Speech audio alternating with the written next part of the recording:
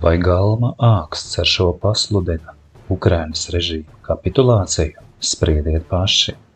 Katrā ziņā tikai narkomāns un jukušais var runāt kategorijās laimīgas kara beigas un vienlaicīgi prasīt vēl lielāku bruņojumu no kara kuratoriem, upurējot savas tautas cilvēkus un neko nedarot, lai visas konfliktā iesaistītās puses beidzot ietu diplomātijas un miera sarunu ceļu. Vērtējiet paši.